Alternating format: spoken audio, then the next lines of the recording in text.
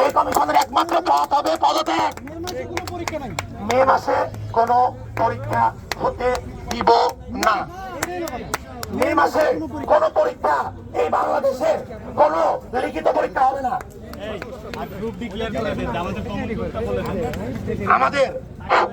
আমাদের ভাই সবাই কি আমাদের সাথে থাকবেন? সবাই কথা দিতেছেন থাকবেন? ভাই থাকবেন? যদি শুক্রবার 5টার মধ্যে আমাদের দাবি আদায় না হয়, রুটিন যদি জুন মাসে না যায়, তাহলে শনিবার না রবিবার আমরা পদত্যাগের দাবিতে আসবো।